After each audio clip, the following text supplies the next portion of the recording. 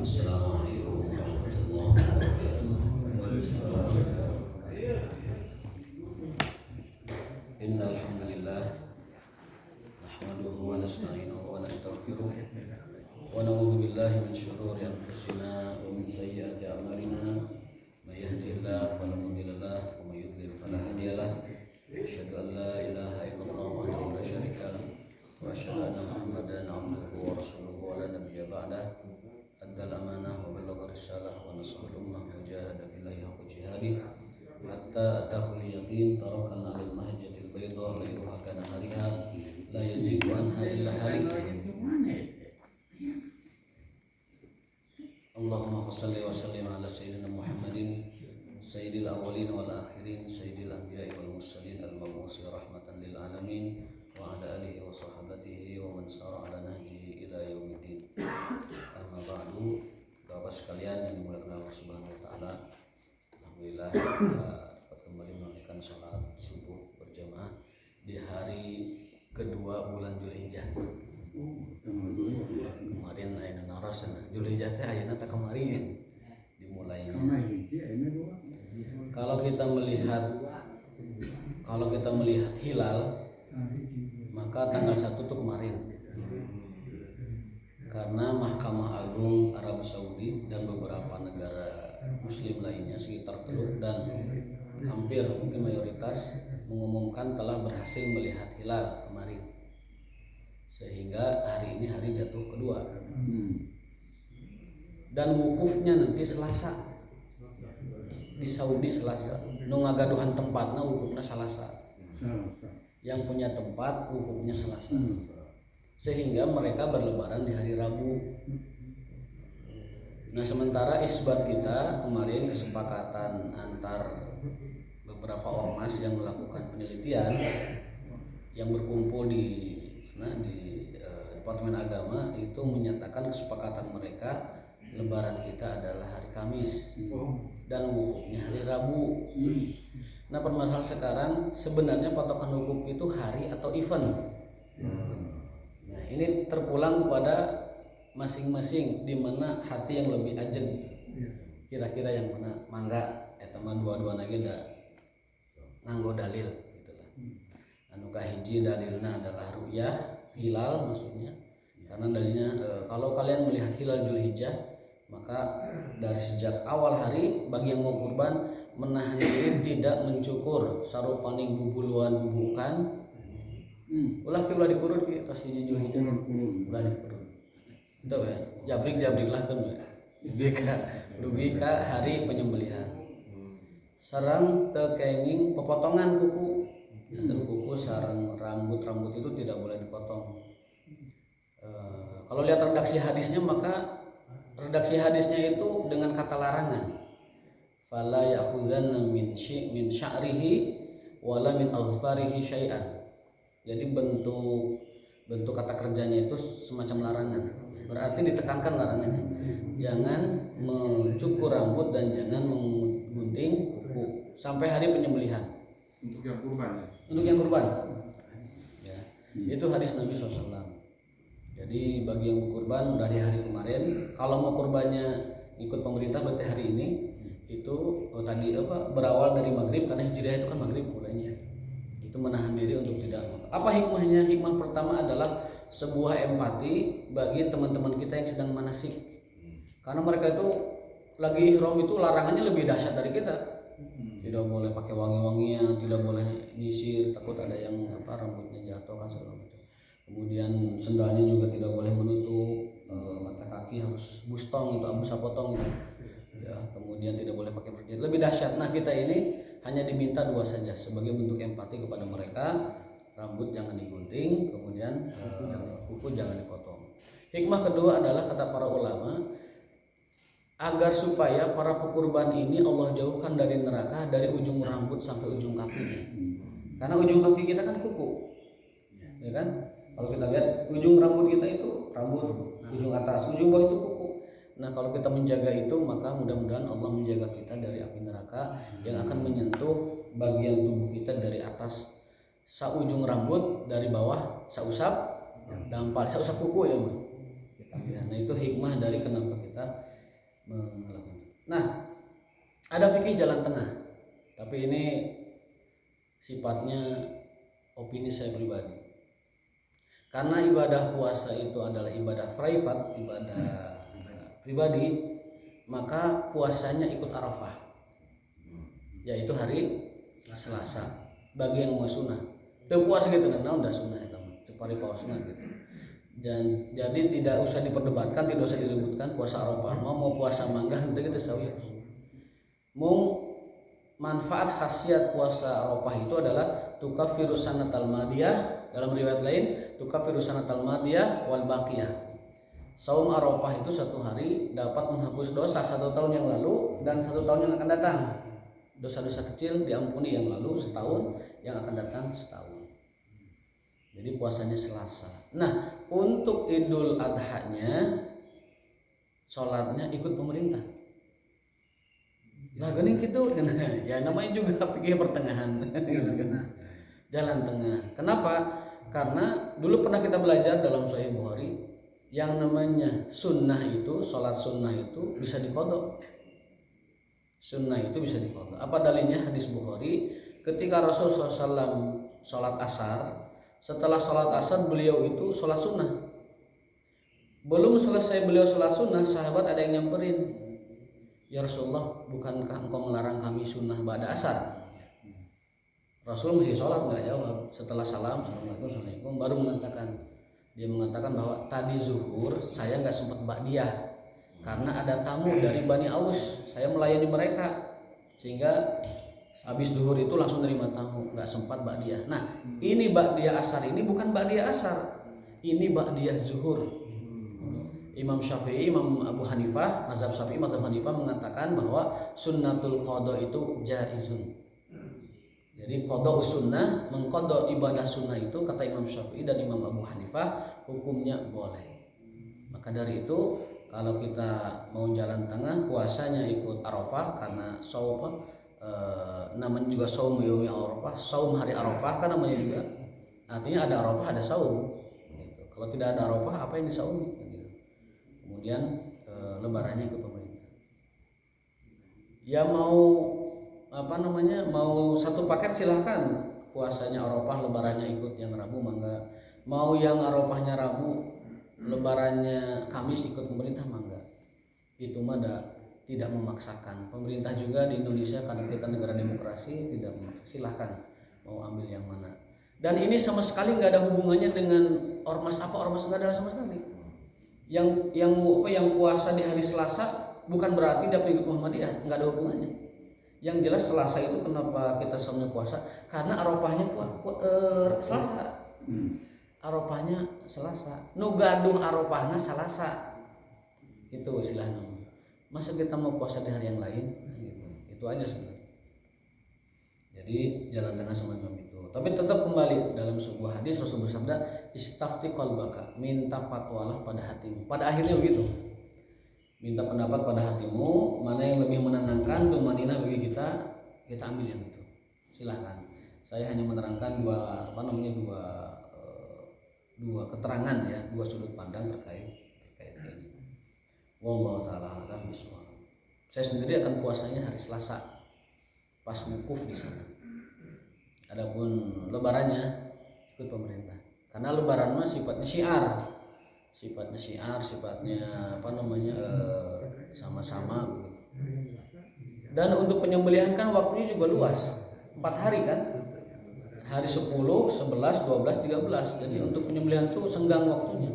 Mau menyembelih di hari kedua, mau hari ketiga, mau hari keempat dari Dzulhijjah maksudnya, 10, 11, 12, 13 itu diperbolehkan menyembelih kurban di 4 hari itu. Jadi sangat luas sekali waktunya. Jadi tidak ada masalah dengan kurban. Itulah kelonggaran fikih dalam agama kita. Wallahu taala bishawab. Nanti kalau ada yang belum jelas juga bisa ditanyakan di akhir ya. Ditanyakan di akhir. Karena banyak yang masuk pertanyaan, ini kita puasanya kapan gitu. Saur abi teh bade Salasa mangga, bade Rabu mangga. Bagian teh gitu sabi was gitu. Salasa mangga, Rabu mangga henteu gitu naon daripada ribut, daripada riwah geus ulah puasa lah. Gitu. Geus ulah puasa. kita anggap santai saja.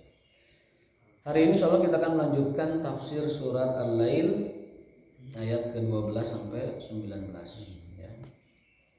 Yang sebelumnya kita membahas tentang dua golongan manusia. Pertama adalah manusia yang akan diberikan kemudahan oleh Allah Subhanahu wa taala, baik kemudahan dunia maupun kemudahan akhirat. Orang yang diberikan kemudahan dunia, maka syaratnya ada 3. Apa itu? A'udzubillahi minasyaitonirrajim. Syarat yang pertama adalah fa amma man a'ta wattaqa. 1, banyak sedekah, a'ta, banyak memberi.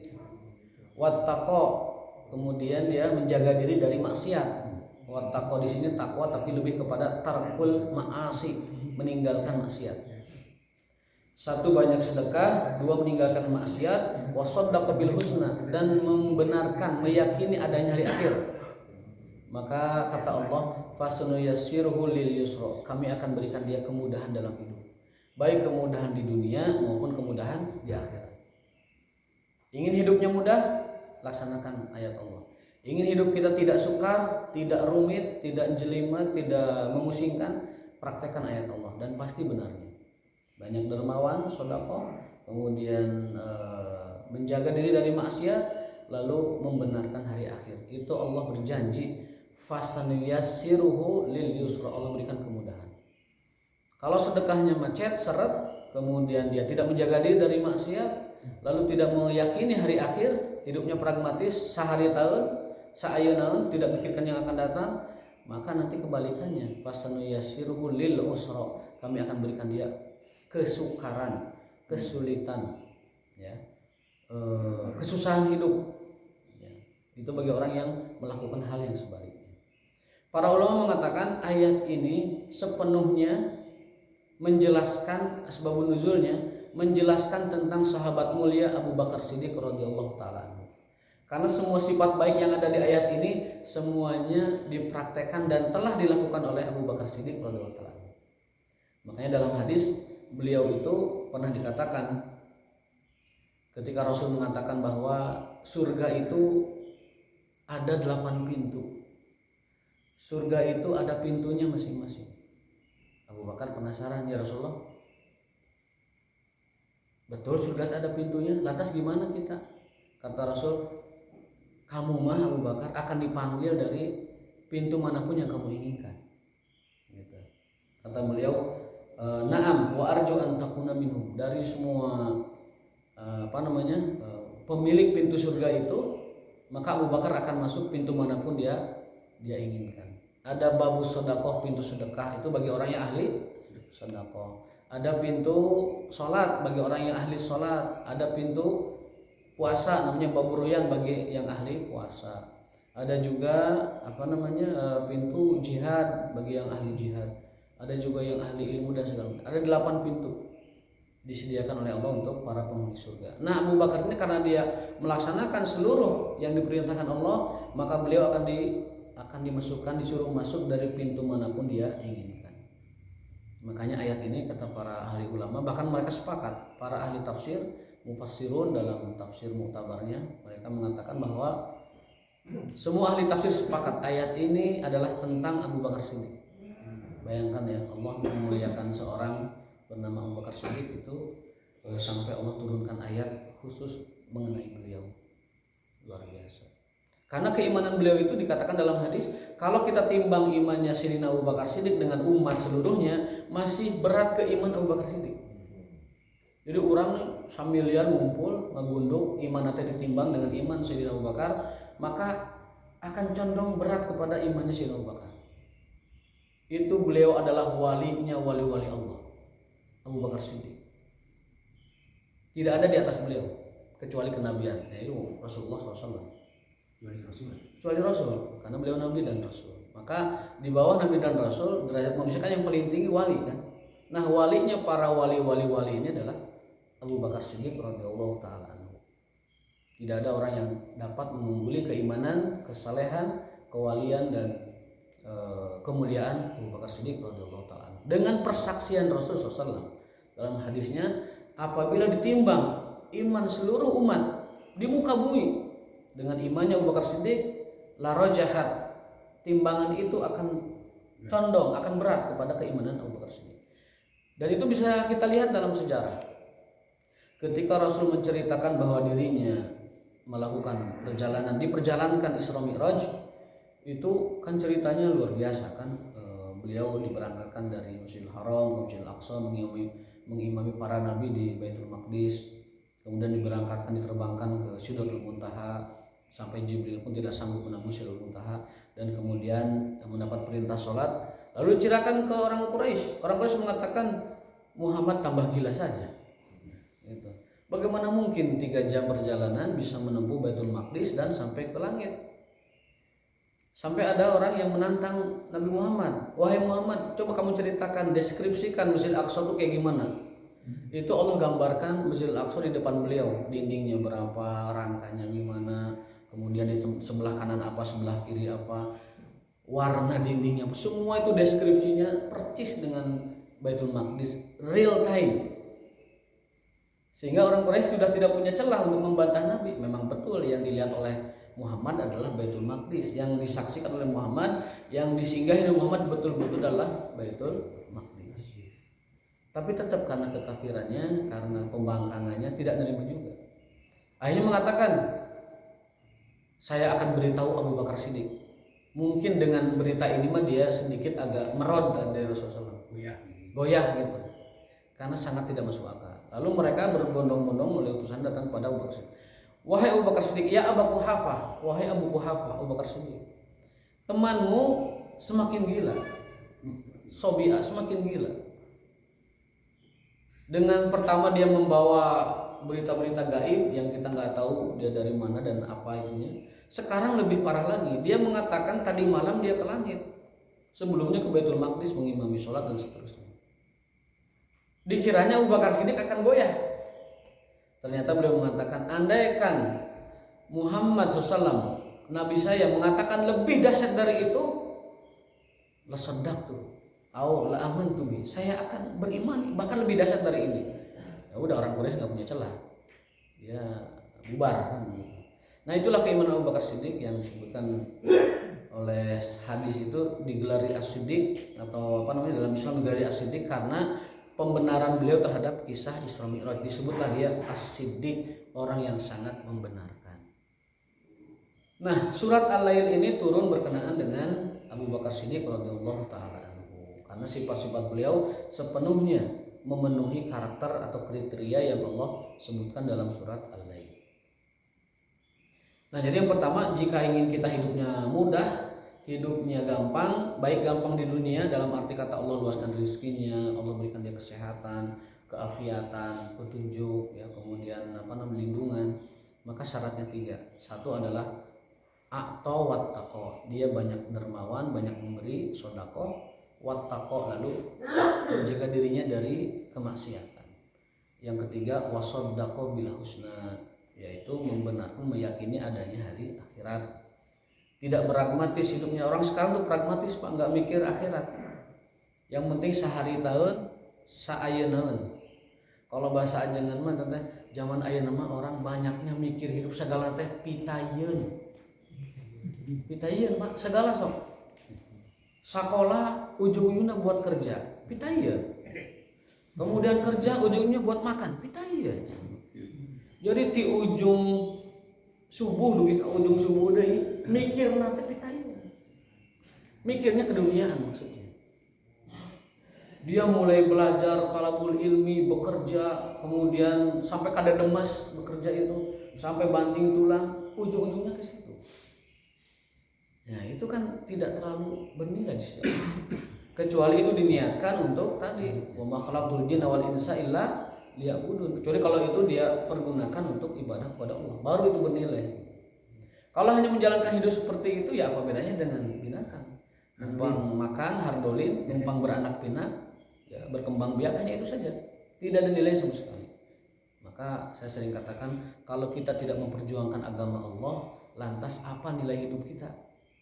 Hanya makan, minum, beranak pinak, mati, udah beres cerita kan. Nah itu tidak ada nilainya. Kita dipandang bernilai Sebagaimana Al-Quran mengatakan, lastum ala syai'in, kamu itu nggak bernilai hatta tuqimut Taurah bagi orang Yahudi, hingga kalian menegakkan Taurat bagi orang Yahudi, wal Injila, Injil bagi orang Nasrani, wal Qur'an bagi orang Islam.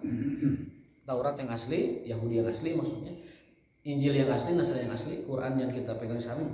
Nah, kalau Quran mengatakan kul lastum ala syai'in, kalian itu tidak ada nilainya, lastum ala syai'in, enggak bernilai kecuali kalian menegakkan Taurat, menegakkan Injil, dan menegakkan Al-Quran Al-Karim. Maka dapat kita simpulkan, kalau kita tidak berjuang untuk agama, maka kita tidak ada, atau lantas apa nilai hidup kita. Menegakkan agama yang paling sederhana itu pada diri kita. Makanya tegakkan agama pada dirimu dulu. Ibda binafsika wa biman ta'ul. Kata Rasul, fabda binafsik, mulailah dari dirimu. Kemudian setelah itu biman ta'ul, setelah itu baru keluargamu. Setelah keluarga, masyarakat, terus meluas. Jadi menegakkan agama pada diri kita itu perintah Rasul yang pertama. Lalu kepada biman ta'ul, keluarga kita. Keluarga yang ada dalam tanggungan dan jaminan kita, karena kita bisa mengendalikan dan mengatur mereka, menyuruh mereka. Itu kewajiban kita semua. Nah, sekali lagi, rumus kehidupan di dunia ini biar mudah, biar ringan, biar ada solusi dari Allah itu 3 tadi: rajin sedekah, kemudian menjaga diri dari maksiat, dan meyakini atau membenarkan hari akhirat. Kebalikannya, kalau kita ingin menemukan hidup yang sukar, yang sulit, kemudian di neraka atau di akhirat juga nanti ujungnya dan neraka, kebalikannya. Apa itu? Wa amma man bakhila, dan orang yang bakhil, tidak gemar bersedekah. Wastagna, merasa cukup. Nah ini nih, yang bahaya itu merasa cukup. Ada orang merasa cukup dengan ilmunya, ada orang merasa cukup dengan hartanya, ada orang merasa cukup dengan pangkatnya, sehingga tidak memerlukan Allah. Banyak orang sekarang tuh, banyak yang merasa tidak memerlukan Allah karena dia sudah punya segalanya. Harta sudah punya, ilmu sudah punya, kemudian keluarga juga sudah mapan, sudah punya pangkat, jabatan sudah punya. Dia merasa tidak memerlukan Tuhan, tidak memerlukan Allah. Maka mereka adalah termasuk yang Allah ancam dengan ayat ini. Adapun orang yang bakhil, orang merasa cukup sehingga dia sombong, orang cukup ujungnya sombong. Surat Al-Alaq menegaskan itu. Kalla innal insana layatgha, sesungguhnya manusia itu akan menjadi togut, menjadi sewenang-wenang, menjadi zalim, menjadi merasa berkuasa. Kapan? An ra'ahu stagna, saat dia merasa berkecukupan. Ada orang yang togut ilmu, ada karena merasa cukup dengan ilmunya. Ulama bisa jadi togut, orang kaya bisa jadi togut, orang jabatan bisa jadi togut. Kenapa? Karena dia merasa cukup dengan pangkat, ilmu, dan jabatannya serta hartanya. Jadi arti togut adalah orang yang meninggi, lalu dia berlaku sewenang-wenang dengan apa yang diberikan Allah padanya. Itu definisi togut. Jangan dipersempit makna togut. Makna togut itu luas. Sesuatu yang diibadahi selain Allah itulah togut. Bisa jadi togut dengan ilmu, bisa jadi orang togut dengan harta, bisa jadi orang jadi togut karena jabatan. Jadi itu macam-macam. Yang paling mungkin di kita adalah orang yang menjadi togut karena ilmunya. Orang yang menjadi togut karena hartanya dan jabatannya. Imam Ghazali mengatakan begini, rusaknya rakyat itu karena rusaknya penguasa. Rusaknya penguasa itu karena rusaknya ulama. Ulamanya hanya memikirkan uang dan jabatan. Rusaknya ulama oleh rakyat sendiri, disanjung-sanjung, dieluk-elukan, dicintai melebihi batasnya, sehingga ulama itu lupa diri, merasa di atas angin, merasa segalanya itu dia punya otoritas keagamaan. Jadi muter itu siklus itu. Siklus fasadur ra'iyati bi fasadil umara, wa fasadil umara bi fasadil ulama, wa fasadil ulama bi fasadil ra'iyah. Jadi muter itu. Ya, buruknya rakyat itu karena buruknya pemimpin, buruknya pemimpin karena buruknya ulama karena buruknya rakyat, terus yang muter gitu. Siklus. Jadi perbaikannya harus dari holistik, harus semuanya. Rakyatnya memperbaiki diri, pemimpinnya memperbaiki diri, terutama ulamanya memperbaiki diri agar rakyatnya baik dan seterusnya. Makanya di dalam kitab Minhajul Abidin beliau meneruskan, Imam Ghazali, wa aksarul magrurin au aksarun nasi gururan, orang yang paling banyak kena tipu, orang yang paling banyak terpedaya oleh dirinya sendiri, yang paling banyak itu kata Imam Ghazali al ulama, para ulama.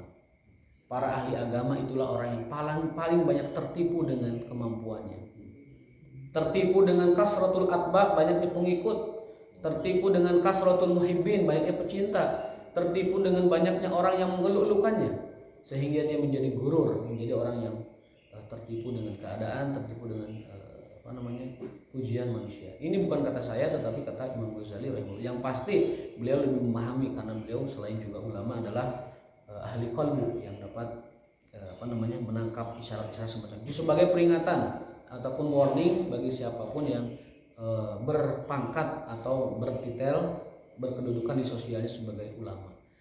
Kalau bisa disimpulkan, ulama adalah satu-satunya orang yang paling ditekankan untuk menjadi baik, karena dia adalah benteng moralnya masyarakat, benteng moral, benteng ilmu, benteng akidah, benteng segala-galanya bagi masyarakat. Ulamanya betul, ulamanya benar, maka rakyat akan benar. Rakyat akan benar, negara akan benar. Nah, itulah siklus dalam perbaikan masyarakat kita. Jadi kembali lagi tadi saya belum masuk ke yang ayat 12 sebelumnya, masih ngulangi kemarin. Rumus hidup mudah tadi apa? Kita ulangi. 1, a'to wattaqo. A'to sedekah, wattaqo bertakwa, dalam hal ini meninggalkan maksiat dalam tafsirnya. Lalu wasaddaqa bil husna, mengimani hari akhir. Dah, itu rumus hidup mudah. Sedekah, kemudian jaga diri dari maksiat, iman kepada hari akhir. Lalu rumus hidup susah, sukar, dunia atau akhirat, 3 juga. Bakhila wastagna, bakhil, kemudian sombong, merasa diri cukup, ya. Lalu yang terakhir, wa kadzdzaba bil husna, mendustakan hari akhir.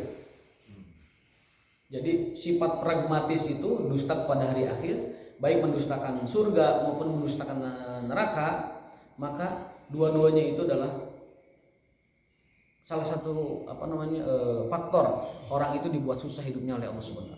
Baik mendustakan surga, mendustakan neraka, itu akan sukar hidupnya. Wa may yughni anhu maluhu idza taradda. Hartanya tidak akan bermanfaat baginya kalau dia sudah tersungkur, terjatuh, artinya sudah masanya habis, sudah menjelang kematiannya, itu hartanya tidak berguna. Kalau dia sudah tersungkur, jatuh, ya sudah tidak berguna. Inna alaina lal huda. Kita mulai dari ayat 12 tafsir hari ini.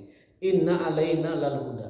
Kamilah yang berhak dan berkewajiban memberi petunjuk. Kamilah yang berhak memberikan petunjuk. Wa 'alallahi qasdus sabil. Allah lah yang berhak memberi petunjuk. Makanya hidayah itu ada 2, Pak. Ada hidayatul irsyad, ada hidayatul taufik. Hidayatul irsyad adalah hidayah yang diberikan oleh orang lain kepada manusia lainnya, berupa tausiah, berupa taklim, berupa majelis, berupa segala macam. Itu hidayatul bashar, hidayah manusia. Ustadz memberi tausiah, itu hidayah, namanya hidayatul irsyad. Nabi mengajari umatnya, itu hidayatul irsyad. Suami mengajari istrinya, irsyad. Orang tua mengajari anaknya, irsyad. Ulama mengajari umatnya, irsyad. Tapi itu bukan penentu orang dapat hidayah. Yang menjadikan orang dapat hidayah itu yang kedua, hidayatul taufik. Hidayah taufik ini prerogatif Allah Subhanahu wa taala. Nabi Muhammad itu kepada Abu Thalib sudah pol-polan, habis-habisan memberikan hidayatul irsyad. Sudah, kalau bahasa Sunda mah sudah beak bengkak gitu. Sudah habis-habisan. Sampai Allah menegurnya, innaka la tahdi man ahbabta walakinallahu yahdi man yasha. Hai Muhammad, kamu tidak ada urusan dengan hidayah. Kamu tidak dapat memberi hidayah kepada orang yang bahkan kamu sangat cintai dia. Abu Thalib maksudnya. Maksudnya jangankan kita ke keluarga, Nabi Muhammad kepada Abu Thalib yang sudah menjadi ayahnya, karena menempati posisi ayahnya, itu tidak dapat memberi petunjuk. Inna alaina lal huda. Urusan kami hidayah mah. Urusan Allah, urusan saya, urusan aku. Kamu cukup sampaikan saja Muhammad. Wa ma 'alaika illal balad. Kamu tuh cukup menyampaikan. Urusan hidayah itu urusan aku. Sehingga Nabi Muhammad ketika pamannya meninggalkan bersedih karena tidak dapat menjadikan pamannya beriman kepada Allah. Karena ceritanya ketika Abu Thalib sakratul maut itu ada dua situasi yang membuat dia kafir. Yang pertama itu ketika sakratul maut, jin itu berkumpul di hadapan dia itu. Segala macam jin itu kumpul untuk membuat Abu Thalib itu ragu beriman kepada ponakannya Muhammad SAW dan tidak mengatakan la ilaha illallah. Riwayat kedua karena orang-orang Quraisy, ketua kabilah itu Abu Jahal, Umayyah, kemudian siapa itu Al-Walid dan kumpul di situ. Supaya Abu Thalib itu segan dan malu masa ngikuti agama ponakannya. Padahal dia adalah penghulunya bangsa Arab, sesepuhnya bangsa Arab, bapak kolotnya orang Arab lah gitu. Segan, gimana saya ngikuti agama ponakan saya di hadapan kaumnya. Nah, maka rasa segan itu membuat dia terhalang dari hidayah, terhijab dari hidayah karena kesombongan dan keseganan itu. Terhijab dari hidayah karena tadi tidak meluluhkan hatinya menerima hidayah. Padahal Nabi Muhammad sudah habis-habis mendakwakan dia. Dan Allah sudah menyatakan innaka la tahdi man ahbabta. Kamu tidak bisa memberi hidayah bahkan kepada orang yang sangat kamu cintai.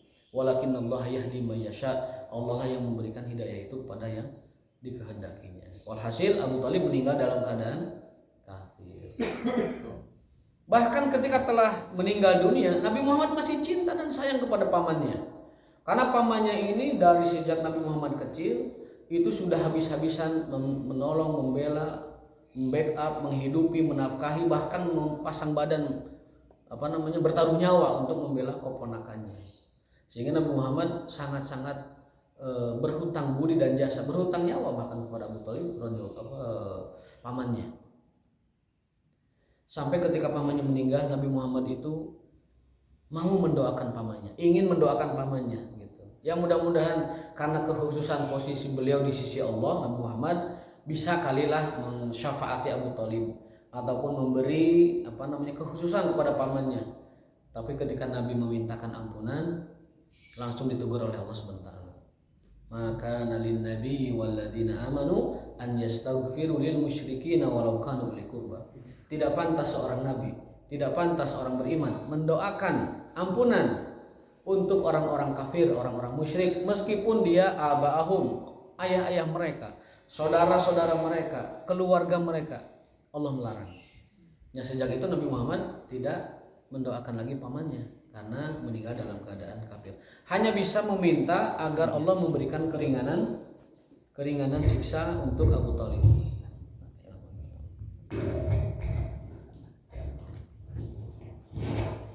Nabi Muhammad meminta keringanan siksaan untuk Abu Thalib dan disebutkan dalam hadisnya itu bahwasanya paling ringannya azab neraka itu tudau fi ahmasi qadamaihi jamratani yagla minhu dimahu.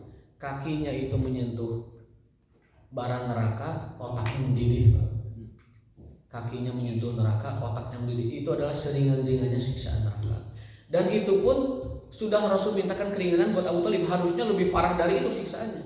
Tapi Rasul mensyafaati, bisa dikatakan begitu, untuk Abu Thalib diberikan keringanan supaya tidak disiksa. Tapi karena Abu Thalib meninggalnya dalam keadaan kafir, dalam keadaan tidak Islam, maka dia tetap masuk neraka. Hanya saja diringankan berkat doanya Nabi Muhammad SAW kepada beliau agar dimintai keringanan. Dan itu paling ringannya kakinya ke lantai neraka dan otaknya mendidih. Neraka itu sangat dalam, Pak. Dalam sebuah keterangan riwayat disebutkan kalau kita jatuhkan benda itu sampai ke dasarnya itu 70 tahun. Jurang yang sangat dalam. Ayeuna orang murageun kacamata ya. Tepi nate 70 tahun. 70 tahun tepi nate. Sajero kumaha eta? Neraka. Belum lagi apinya. Dalam hadis perbandingan api dunia dan api neraka 70 kali lipat panasnya. Orang nginjek untung oge dijeretean. Nyeungeut obat nyamuk, terus orang teh kacepeng ieu na ujung apina. Oh, dijeretean panas biasa. Ku knalpot we. Geseng urang makan ini. Tutung. Geseng tuh gosong ya. Bahasa kuningan gitu. Gemet. Itu tutung kita. Dulu zaman knalpot belum dikasih yang anti panas itu gosong. Ini api yang neraka panasnya itu Allah jadikan 70 kali lipat. Dalam riwayat lain 100 kali lipat panasnya dunia. Dalamnya itu kalau kita jatuhkan benda baru 70 tahun sampai ke bawah. Oh gimana coba itu? Auzubillah menjadi gelap, sesak, dalam, panas, mengerikan. Belum lagi orang-orang yang di sananya itu orang-orang bajingan semua kan, orang musyrik, orang kafir, orang penjahat. Auzubillah menjadi. Maka kita berdoa kepada Allah agar tidak dipertemukan atau tidak dimasukkan ke dalam neraka. Dan kita berharap syafaat dari Rasulullah SAW dengan kita memperbanyak sholawat. Itu Pak, penting sekali sholawat Pak, karena kata beliau barang siapa yang membaca sholawat, terutama sholawat yang dibaca ba'da azan. Jadi setelah Allahumma rabbah di utama wa salatil qa'imah ati Muhammad wa atu maqamam mahmud alladhi wa'atah. Maka kata Nabi, baca sholawat dulu, Allahumma sholli ala Muhammad wa Muhammad, baru baca doa itu. Setelah azan selesai, baca sholawat, lalu baca robbah daud hitam, doa wasilah. Kata Nabi, barang siapa yang melakukan itu, baca sholawat setelah azan, sebelum doa wasilah, kata Nabi, wajabat lahu syafaati yaumil qiyamah. Allah wajibkan baginya dapat syafaat Rasulullah SAW. Jangan gampang dapat syafaat Rasulullah, sholawat saja. Pegang sholawat. Dan sholawat jangan diniatkan dengan dunia-dunia Pak, hal dunia.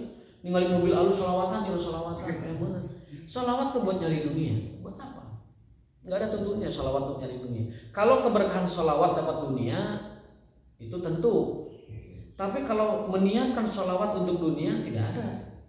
Jadi konsepnya harus dirubah. Kita bersolawat sebanyak-banyaknya agar Allah berikan kemudahan dunia dan akhirat. Allah berikan syafaat, Allah berikan kemudahan, Allah berikan kita taufik dan hidayah dengan fadilah dan keberkahan sholawat. Kalau Allah berikan dunia karena sholawat, alhamdulillah. Tapi jangan niatkan sholawat karena dunia. Terlalu remeh. Tidak sebanding sholawat dengan urusan-urusan dunia. Kalau kata pepatah Arab mah begini. Kalau kau bandingkan pedang dengan tongkat, maka sebenarnya kau telah menghina pedang. Kalau kau bandingkan pedang dengan tongkat, kamu sebenarnya telah menjatuhkan reputasi pedang. Kenapa? Kenapa sebabnya? Kalau kita membandingkan pedang dengan tongkat, itu sebenarnya kita sedang menjatuhkan derajat pedang. Kenapa? Karena pedang tidak bisa dibandingkan dengan tongkat. Kalau pedang dibandingkannya dengan tombak masih seimbang. Misalkan kita afdol mana sholawat dengan la ilaha illallah, afdol mana sholawat dengan istighfar, ya itu bisa dikatakan seimbang. Kita bisa katakan bacalah ini banyak, baca ini juga banyak, baca ini sehari, baca ini 10, baca ini 20, mungkin begitu. Tapi kalau menggunakan sholawat untuk keduniaan, seperti yang viral di medsos, ada mobil mewah, sholawatin. Nah kita khawatir justru itu menurunkan hormat kita kepada sholawat tersebut. Berkah sholawat Allah berikan dunia, tapi jangan niatkan sholawat untuk dunia. Seperti sholat juga, tidak ada yang namanya sholat untuk dagangan laris, nggak ada Pak. Tidak ada sholawat supaya proyek gol, nggak ada sholatnya. Atau dagangan laku, ataupun mungkin jasa tertentu ada yang pesan, tidak ada. Yang ada itu adalah keberkahan dari ibadah itu adalah Allah mudahkan rezeki kita. Jadi fadilah dan keberkahan ibadah itulah yang membuat kita dimudahkan rezekinya. Dalam hadis kan begitu. Makanya ketika kita sholat duha, Allahu Akbar, jangan niatkan duha ini supaya toko konternya pulsanya habis. Duit nanti ayah pulsanya habis kan. Atau kita sholat tahajud, niatnya itu supaya nanti siang tuh jualan kita laku, nggak ada. Itu sama dengan menghinakan sholat. Tidak ada yang namanya sholat untuk rezeki, tidak ada yang namanya sholat untuk duniawi, gak ada. Sholat itu adalah untuk mencari keridhaan Allah. Sholat itu untuk mencari pahala dari Allah, anugerah pahala dari Allah. Nanti kalau keberkahan dari tahajud, keberkahan dari duha, keberkahan dari sholat Allah berikan dunia seluas-luasnya, itu adalah fadilahnya dari Allah Subhanahu wa Ta'ala, bukan karena niat kita. Ini suka salah kaprah.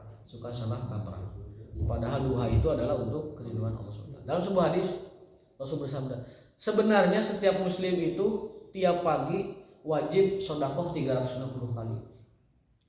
Setiap muslim, ma yusbihu muslim, tidaklah seorang muslim menemui waktu pagi kecuali diharuskan baginya sedekah 360 kali. Ada sahabat protes, laisa minna yastati'u dzalika ya Rasulullah. Ya Rasulullah, moal anu sanggup seperti gitu mah di antara kita kecuali yang kaya-kaya. Ya Rasul menjawab, inna fi kulli tahmidatin shadaqah. Tahmid kamu shadaqah. Alhamdulillah shadaqah. Subhanallah shadaqah. Amar ma'ruf shadaqah. Nahi munkar shadaqah. Membuang duri di jalanan shadaqah. Memberi makan istri shadaqah. Satu nasi yang dimakan istri kita itu pahalanya besar. Satu biji nasi. Di hadisnya itu luqmah wa luqmatain. Satu suap dua suap yang kita berikan kepada istri dimakan istri. Berarti berapa butir gandum, berapa butir beras, itu adalah sedekah terbesar buat keluarga. Dan sebaik-baik sedekah adalah keluarga. Afdhalus sedekah itu untuk keluarga, baru kepada yang lain. Bayangkan kalau istri kita makannya 2 piring, Pak. Yang gembul gitu, 2 piring nambah di ujung. Wah, itu sedekahnya besar sekali. Jadi beruntunglah suami yang punya istrinya itu gembul 2 piring karena besar pahala kepada kitanya itu luar biasa. Dan keberkahannya akan melancarkan rezeki kita. Nah, semua yang tadi disebutkan itu sedekah. Subhanallah sedekah, alhamdulillah sedekah, tahlil la ilaha illallah sedekah, sholawat itu sedekah, zikir semua sedekah, amar ma'ruf nahi munkar. Nah, terakhir Nabi mengatakan wa tajdi'u dzalika raq'ata ad-duha. 360 kali sedekah itu yang diwajibkan tadi dapat tercover dengan 2 rakaat duha. Oh, dahsyatnya salat duha. Kalau kita tahu fadilah itu, nggak akan kita mau meninggalkan duha. 360 kali sedekah yang awalnya bisa dilakukan oleh orang kaya, juga bisa oleh orang miskin dengan cara mengganti kekayaan tadi sedekahnya dengan tahmid, tahlil, tasbih. Bagi orang yang tidak punya kekayaan, bisa dengan sedekah amal soleh, boleh. Bagi yang tidak bisa dua-duanya, maka Rasul mengatakan wa tajdi'uhu raq'at duha. 360 kali sedekah dapat di-cover, dapat tergantikan, tercukupi kata Rasul dengan 2 rakaat duha. Maka jangan pernah meninggalkan duha karena fadilahnya luar biasa. Karena faidahnya luar biasa, karena keberkahannya luar biasa. Dalam hadis lain, barang siapa yang sholat duha maka Allah bangunkan istana di surga. Jadi luar biasa. Nah, karena sholat duha itu 2 rakaat duha itu setara dengan 360 kali sedekah, maka berlakulah rumus bahwa barang siapa yang sedekah Allah akan perluas rizkinya. Disitulah kenapa sholat duha disebut sholat pembuka rizki, karena sholat duha setara dengan sedekah, dan sedekah dijanjikan oleh Allah dan Rasulnya dapat memperluas rizki. Berarti orang yang rajin duha sama dengan rajin sedekah, dan orang yang rajin sedekah sama dengan orang yang pasti Allah mudahkan rizki dan dilapangkan kebutuhan hidupnya. Di sana kita melihatnya. Jadi jangan pernah meniatkan ketika duha Allahu Akbar supaya tokonya laris, Allahu Akbar supaya proyeknya jangan. Itu salah kaprah. Jadi kita niat duha itu supaya kita dapat sedekah, karena dengan duha itulah kita bisa sedekah. Dari sedekah jadilah dia menjadi faktor kemudahan rezeki kita. Inna alaina lal huda, kata Allah, hak kami, kewajiban kami memberikan hidayah, dan urusan kami hidayah itu. Ya. Kalau kita sudah mendidik anak tapi anaknya tetap bangor, berarti kita sudah menunaikan hidayatul irsyad kita, tapi hidayah taufiknya Allah belum berikan. Gitu. Nabi Nuh mendakwahi anaknya, maksimal irsyadnya, tapi taufiknya kan dari Allah. Tidak Allah kasih, tidak bisa. Nabi Muhammad kepada pamannya, Nabi Lut kepada istrinya, ya. Asyah kepada suaminya, Firaun tidak bisa ngasih hidayah, tapi dakwahnya tetap dilakukan. Untuk mendapatkan hidayah taufik hanya satu caranya, berdoa kepada Allah. Irsyad sudah dilakukan, nasihat sudah dilakukan, pencerahan sudah dilakukan, edukasi sudah dilakukan, tapi tetap aja mantangul orangnya. Maka lakukan hidayah taufiknya dengan cara berdoa kepada Allah. Ya Allah, tunjuki orang ini kepada kebaikan. Ya Allah, kasih hidayah orang ini kepada kebaikan. Kadang kita mah toh-tohan didik anak tapi jarang ngedoakan di waktu malam. Habis-habisan kita mendoakan keluarga supaya istri kita berjilbab rapi, supaya anak kita berjilbab, supaya anak kita tidak meninggalkan sholat. Habis-habisan kita nyuruh, tapi nggak pernah ngangkat tangan ke Allah. Ya Allah, lembutkan hati anak saya. Ya Allah, luluhkan hati anak saya kepada agama. Ya Allah, mudahkan, lungguhkan, lindekkan hati anak saya kepada ajaran, kepada Allah, ketaatan. Asal kita kalau introspeksi dah jarang ada waktu itu, Pak. tengah malam mendoakan anak supaya anaknya soleh. Paling mendoakan juga lancarkan rezeki anak saya ya Allah, rancakan usahanya, rancakan supaya nyari gawe itu gampang, supaya sekolahnya. Rata-rata di dunia urang mah doa di dunia, sekolah di dunia, kemudian mencari nafkah, semua kepada dunia, yang ujungnya adalah kamar mandi, tidak bernilai. Nah, maka dari itu kita memohon kepada Allah agar memberikan taufik kepada anak kita. Selain kita mendidik, kita mintakan taufik. Inna alaina lal huda wa inna lana lal akhirata wal ula. Dan milik kamilah akhirat dan dunia. Kenapa Allah sebutkan akhirat? Karena akhirat jauh lebih besar, jauh lebih kekal, jauh lebih agung, lebih dahsyat daripada dunia. Dunia mah kata Allah juga seperti satu sayap nyamuk. Masalah dunia, sesungguhnya dunia itu di hadapan Allah masali ihda janahai ba'udah, satu sayap dari dua sayap nyamuk. Jadi bukan dua sayap nyamuk, dunia itu hanya satu sayap dari dua sayapnya. Jadi sangat ringan sekali, tidak ada banding. Makanya Allah menyebutkan akhirat terlebih dahulu. Wa inna lana lal akhirata wal ula. Dan bagi Allah lah yang memiliki akhirat dan dunia. Ini disebutkan juga dalam tafsirnya ya. Fa'andartukum naron taladzah, dan kami dan aku telah memperingatkan dengan lantang, dengan kencang tentang neraka yang menyala-nyala. La yaslaha illal ashqa. Neraka itu hanya akan dimasuki oleh orang yang sial dan celaka. Al ashqa itu orang yang apes. Al ashqa itu orang yang apes, orang yang sial. Makanya Nabi bersabda, la yadkhulun nar illa syaqiyun. Tidak akan orang dimasukkan ke neraka kecuali orang yang sial. Jadi orang yang sial, orang yang apes, itulah orang yang akan dimasukkan ke dalam neraka. Ma minkum min ahadin illa waqad kutiba maq'aduhu minal jannah. Tidak ada satu orang pun kecuali tempatnya itu sudah disediakan di surga atau di neraka. Jadi Pak, tempat kita itu sudah disediakan di surga dan di neraka. Wa maq'aduhu minan nar. Itu hadis Ali bin Abi Thalib, Imam Bukhari. Sampai Umar itu, ya Rasulullah, kalau tempat kita sudah di blok atau disediakan di neraka, di surga, terus ngapain kita tawakal saja kayak begini? Nah kata Nabi, wahai Umar, kerjakan saja yang ada di hadapanmu dan bertawakallah kepada Allah. Umar pun hanya gitu. Jawaban Nabi hanya sederhana. Setiap kalian itu inna sa'yakum lasyatta. Setiap kalian itu sudah ditentukan amalnya masing-masing. Surga nerakanya sudah ditempatkan masing-masing. Sampai Umar penasaran, ya Rasul, atau bagaimana kita beramal beribadahnya? Kata Rasul, jangan pikirkan itu, beramalah. Karena setiap orang akan digiring, dimudahkan, diarahkan kepada takdirnya yang akan dia hadapi. Orang yang akan meninggal di jalan, maka takdir akan menggiringnya. Gimana caranya mati di jalan? Kalau takdirnya itu dia ke neraka, maka akan digiring dia melakukan perbuatan ahli neraka. Kalau takdirnya ahli surga, maka dia akan digiring, dimudahkan untuk mengamalkan amalan ahli surga. Pertanyaannya adalah, kita tidak pernah tahu apa yang Allah takdirkan buat kita. Itu permasalahannya. Rumah kita di surga, di neraka sudah ada namanya. Nomor rumahnya mungkin sudah ada kalau bahasa kita. Kaplingnya sudah ada di sana. Sudah ada. Tapi kita tidak pernah tahu di mana kapling kita. Karena kita tidak tahu, maka lakukan apa yang bisa kita lakukan. Dan itu hak prerogatif Allah. Inna sa'yakum lasyatta. Usahamu itu beda-beda tiap orang. Makanya Imam Ghazali mengatakan manusia itu dua, ada yang bahagia akhirat sengsara dunia, ada yang sengsara akhirat bahagia dunia, ada yang bahagia dunia bahagia akhirat, ada yang sengsara dunia sengsara akhirat. Sudah ditentukan, sudah ada namanya surga neraka itu. Jadi santai-santai saja Pak.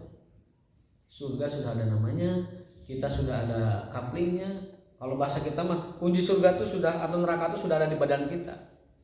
Nomor surga, nomor neraka sudah ada di badan kita. Cuman kita tidak tahu yang ditulis di kita ini nomor surga atau nomor neraka. Kita tidak pernah tahu. Karena tidak tahu, maka kita beramal dan beribadah kepada Allah Subhanahu wa taala.